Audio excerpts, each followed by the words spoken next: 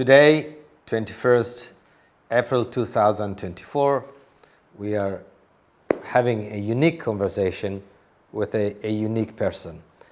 Dorethe Appels, who used to be one of the officers of Novib, Oxfam Novib, which had a very interesting program on civil society in Somalia, and she had been involved in that work from the beginning. We are dedicating this program to her experience working in Somalia, and particularly with the civil society.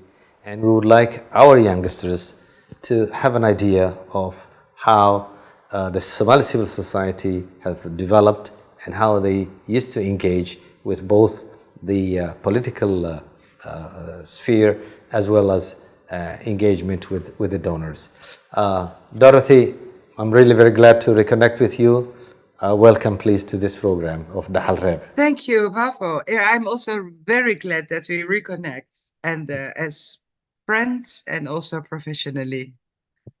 Good. I got so many memories back when I saw your questions. Oh, so much good. Let's start with the first one. Usually, we ask people to introduce themselves so that our audience will know more about yours. And you are the best person to give us an overview of your life history, please.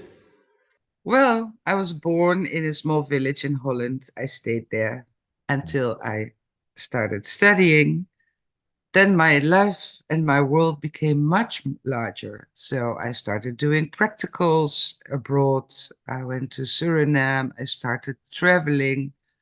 And then straight after my studies, psychology, I started living in Ethiopia for 4 years.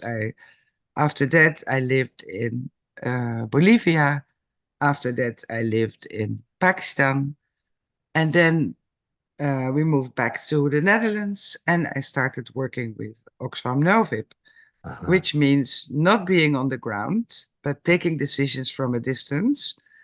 And I stayed there for like 10 years. Then I worked on development aid in the Netherlands even, because people are not always aware of what's happening in the world. And then I thought I may make a move. I was a bit fed up of personnel development, looking for subsidies, money, money, money all the time. So I changed my job in education. I did a education leadership training, and I work now for, I don't know, 15 years in education, and in a particular area, which is education for students that have come to the Netherlands because they are migrants or because they are refugees, and they have to learn Dutch first.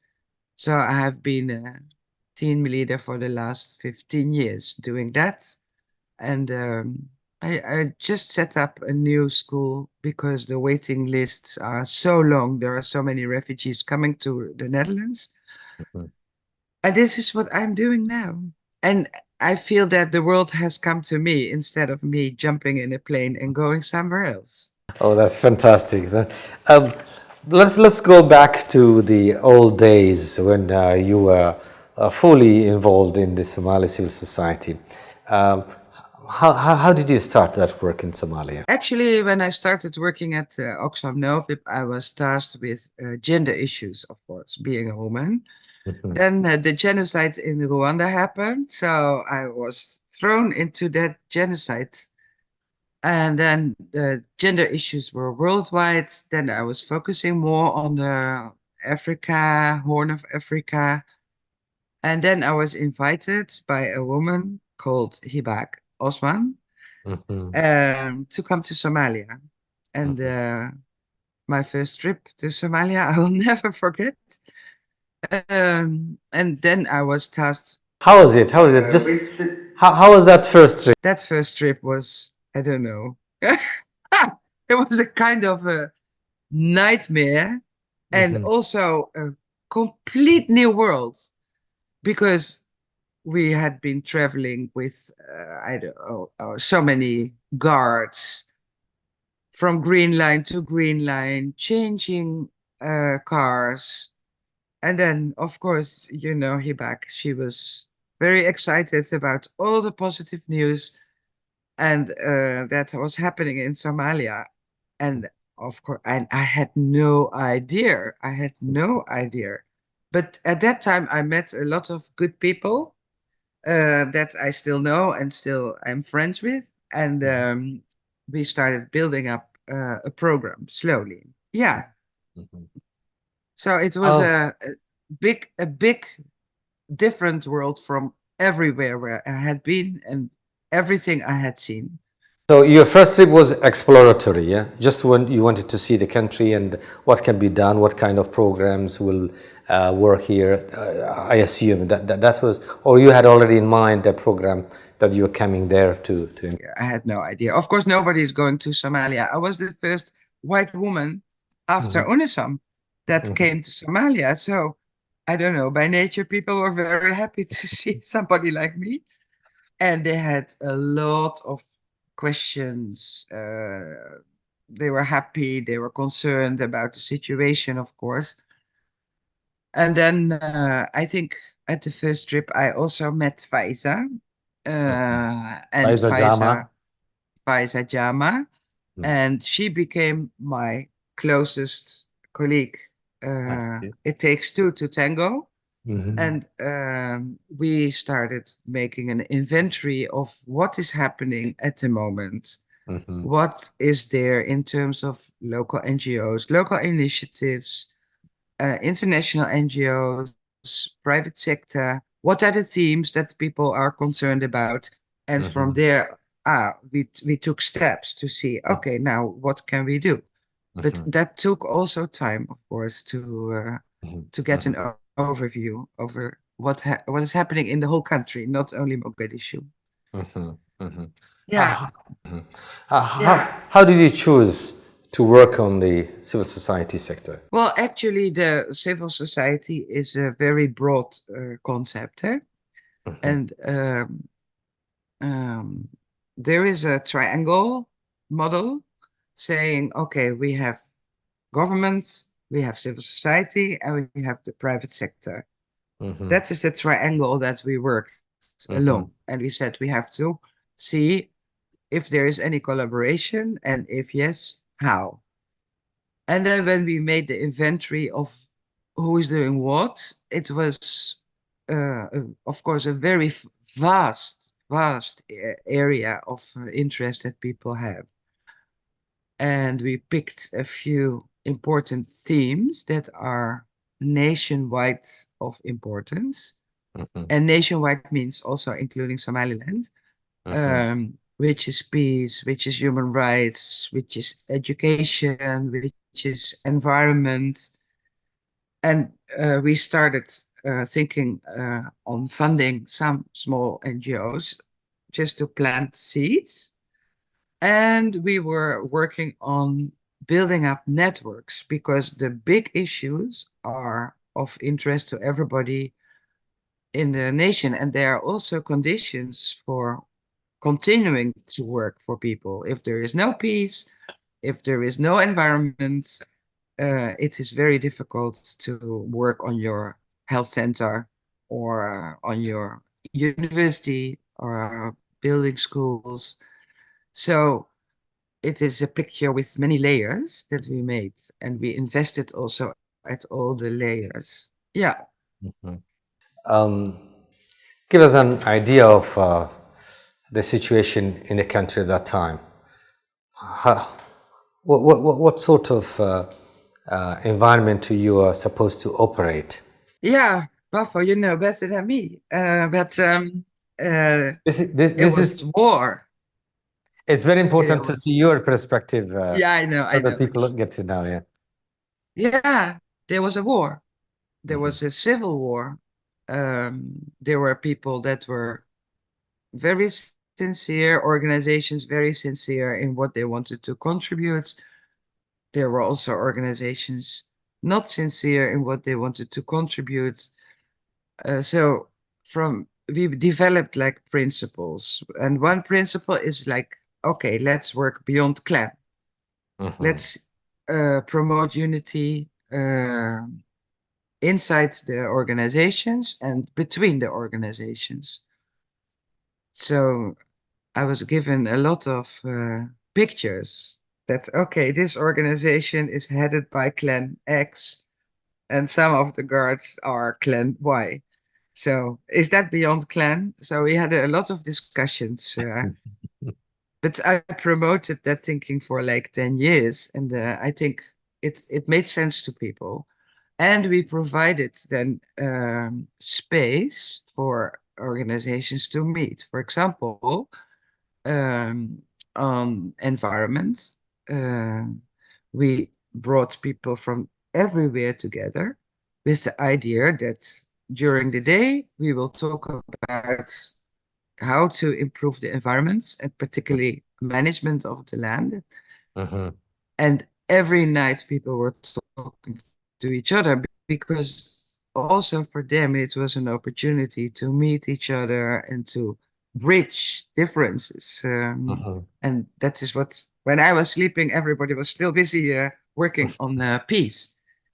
And so it was the countrywide programs were, I think, quite successful in because it tackled technical problems and it tackled also mistrust between people or between organizations. Mhm. Yeah. How is Naviv approach different from other organizations' approaches? Okay. Well, I think Oxfam Novib had a vision that you Mhm. cannot only support activities. You have to also strengthen the civil society by providing funding for salaries. Otherwise, people will keep on hunting for money, either for doing activities or for getting an income. And this was a major difference with many other organizations. Mhm. Mhm. And I believe that in the case of Somalia, for example, it has really helped to start contributing and building to a more or less safe, a stable civil society. Yeah. And then the activities that we were funding also from Novib, we had like a formula that a certain percentage of the money should go to poverty alleviation, direct poverty alleviation, Mhm. which could be agriculture, livestock, whatever. A certain percentage of that money should go to capacity building. Mhm. A certain percentage of that money should go to lobby activities. So, in terms of expenditure, it was quite clear what for us the frames were for us as Novib. And then I think we could also explain that to the civil society organizations. But the underlying importance of peace, of course, is not uh, poverty alleviation, to say that word. Mhm. Mhm. So, we had to balance out in terms of expenditure, how to spend money on which sector. Mhm. Yeah. Mhm. Mhm. Can you remember now? This has been a long time. What were the major challenges the Somali civil society was facing at that time, and how did you, as an organization, address those challenges, and what influence did it have on the program itself? I think the major challenge that Somali civil society was facing at the time is that it didn't know what civil society meant to begin with. Mhm. So the explanation of that triangle is also a beginning of awareness that, okay, I have a place, I have space, I have a task within that space. And I think for the Somalis, maybe because of the war-torn situation, it was extremely difficult to make explicit what role they wanted to play. And this was partially because there was no government, of course. So what is your role vis-a-vis government? And of course, if there was temporary any kind of government or calling themselves a government, they would say, oh, you are a political opposition. Uh, so they had to be able to explain their own position in the whole society, which was extremely difficult. The second thing is that, of course, there is a very practical thing, funding. We were also faced with that problem. How do we get money to Somalia? How do we invite people from Somalia? They had to go to Nairobi to get a visa. So they were spending already like $400 or $500 before they were able to move on. I used to bring a lot of money in my shoes because there was no good system, and if there was a system, it didn't comply with the Dutch banking system. So we had to find ways and means. So making yourself visible as a civil society organization, um, and uh, understanding, translating all the time, translating what is my situation in Somalia, what is my position in Somalia, what is my position in the world, and take time to do that. Somalis like to hit the moon like in 24 hours. And it was also good to sit and discuss all those things. What are rules and regulations for an NGO sector if there is no government? How do you organize transparency, accountability? That is very, that also takes time. So this is from the Somali side, a lot of challenges, and from our side also quite a number of challenges. Yeah. And I think because we had a long-term commitment, it was possible to take those steps. Yeah. Good. Now let's look at the positive image of that organization and its work in Somalia and the civil societies that you. What would you say would be the major achievements of that civil society supporting program? I think there are millions of achievements because the way that I look personally at Somalis is that they are very dedicated to work for their country, that they are very vision rich, that what should happen. And I'm not claiming that I did anything important, but what I did, I think two things: that by being there, we gave hope for people that they are becoming visible, and also facilitates a number of processes to start. So it is maybe only planting seeds. Some took it serious for the rest of their life. Some found it difficult to continue.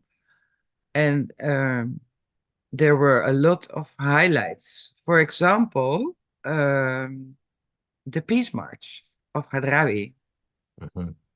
That was a very impressive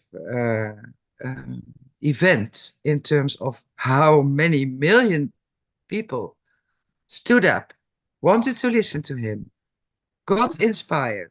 Yeah, it is just one event in the lifetime, but it is, I think for many people, it was a life-changing event. The support that we did for the peace conferences in Eldoret, by going first to Djibouti, then to Eldoret, and putting civil society in the center of attention, that this is our agenda, this is what we want.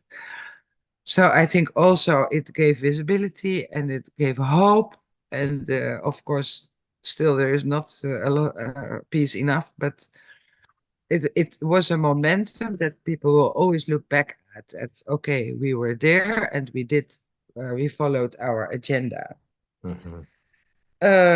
I think the setup of a number of networks, the Peace and Human Rights Network, COCO, Nagat, the environmental network, it gave so much opportunities to both learn, exchange, and develop a common agenda. So I think those were some of the big achievements in Somalia itself. And then to link the program with the Horn White program to give opportunities to link with similar situations in Ethiopia, in Sudan. It was also important to know that you're not alone, that you are not, yeah, lonely in your country-wide challenges. And that led also to another achievement, which is that the EU came after us and said, we have money. Can you please write a program and then we can implement this program on the conditions. And that was good, on the conditions that we worked with and not on the conditions of another donor saying that we should do A, B, C, D. And if you don't abide to that, it is not workable. So it was good also to be visible in the international community, that the way that we were working was a way that sorted effect. There was the SOCSIS program, which was a capacity building program for small NGOs. Very stable, high quality level, high demands on discipline, and it worked very, very well. So there are so many achievements. The lobby on illegal charcoal, the lobby on illegal weapons, which I needed to start after somebody forced me, one of the Dutch politicians, to visit a warlord, which I never wanted. And it was the birth of both the human rights program as well as the program on lobby against weapon transport, illegal weapon transport. So by being visible, by communicating a lot, also it's possible to attract others. And this is also a secret that is not so difficult, but it is working. And this is also an important lesson for other generations. Make yourself visible in many ways and keep on going. You know, the long-term commitment is also important because you can't change such a situation overnight. In terms of shortcomings, are there things that you've now looking back you would say those are things that we could have done but we missed it? You know, for me personally, it was difficult that I was the only one traveling to Somalia. And Because you are the only willing to risk. Yeah, my Yeah. nickname was Woman Without Fear. So, Mhm. and the first time I brought a colleague, he was kidnapped. And the second time I brought a colleague, she was in the middle of a turmoil in Mogadishu, so she stayed under her bed all the whole time, which was also very unfortunate. But I think if not one person had started, nothing would have happened. And the shortcoming is here also that you have to understand and read the situation properly. And that also your colleague organizations like the EU, who warned me every time not to go to Somalia, that they also should develop trust in the way that, for example, you and I communicated that, okay, what are the indicators for coming? Vague indicators, not at all compliant with the UN safety regulations, but it was good because it was based on trust. And it was not necessary that, for example, I used the UN regulations because we were clear on what it meant, even though it was sometimes for other external people difficult to understand that this was okay and it was good enough. And I think if I hadn't found a few people like you yourself, Faiza, Hassan, that trust would have been not there. For me, I have learned to give my life to somebody else because I had never done that before. My life was in the hands of the people I trusted that it was okay. And I would not do it again in my life, but this was the basis for the work that we could all do. Yeah. And I think one of the shortcomings, I was thinking about it yesterday, Buffalo, was, for example, you remember that we had this huge program with Oxfam America. And then after we finished all the work, they said we have no money. What a blow. So assumptions, always take the assumptions or make them explicit for yourselves. That is also that one was really a shortcoming. I never expected that, but it was really so unpleasant, that situation. But otherwise, I think that many organizations have learned how to respect the Somali work. Yeah. Yeah. All in all, what lessons could the Somali civil society draw from that experience? I think the Somali civil society, one thing is that they have the full right to exist and to take their space. And there are many odds. I remember also the civil society meeting in Hargeisa, where people from all over came. We had a huge program on different sectors. I was PNG'd after that because they thought I was preparing a coup or something like that. But it was a very important meeting to show that civil society is very meaningful, both for the people who have direct needs, as well as to enter a dialogue with the government and also with the private sector. I think also, I don't know if it was a shortcoming in the time that we were having, but the lack of structural links with the private sector, I missed that, and I didn't have the time to really work on that. And we did a lot of small things together, but really to make that a stable situation is also a stable relationship is also a nice challenge to work on. Also to come up with funny ideas, like we started this circus, the children's circus, give hope to the youth.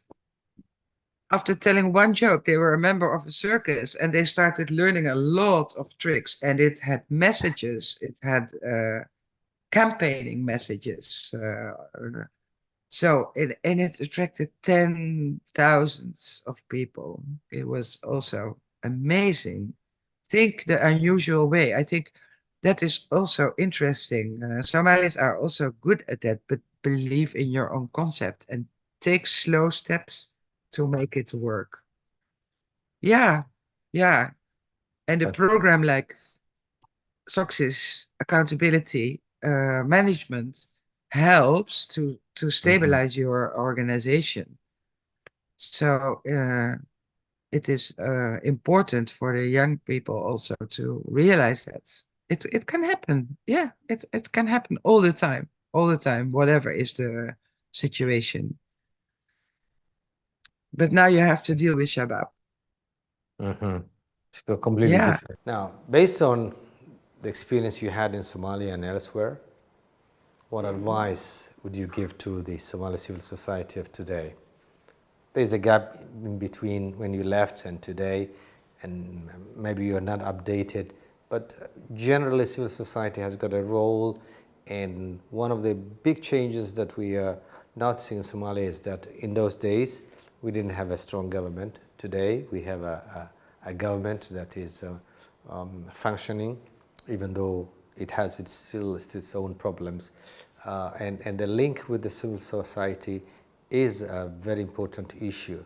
What would it be your advice? The advice is to be transparent in what you want to reach vis-a-vis the government, vis-a-vis the private sector, vis-a-vis other local NGOs, international NGOs.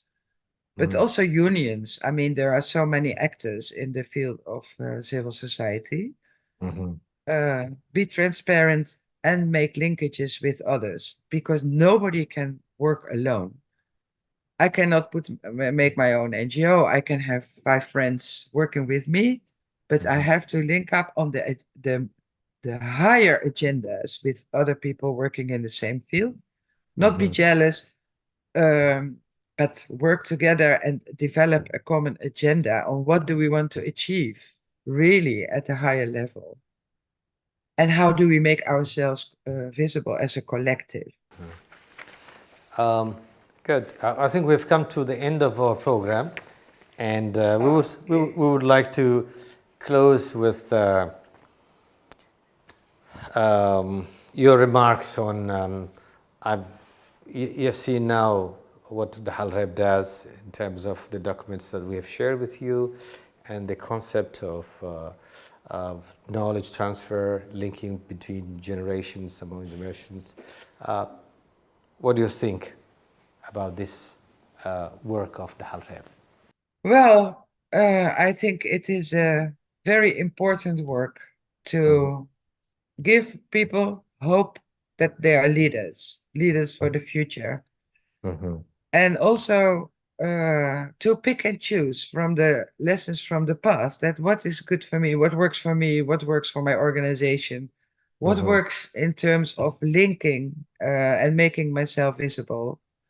So I can applaud you for your efforts to do this, and I wish that it grows and that people really feel themselves comfortable as leaders for the future. We have them in the diaspora, in the US government. Why not in Somalia, talking to the government, not only in Somali language, but also in English or Arabic. Yeah. Right. And that takes me to the community that you're working with now, the diaspora.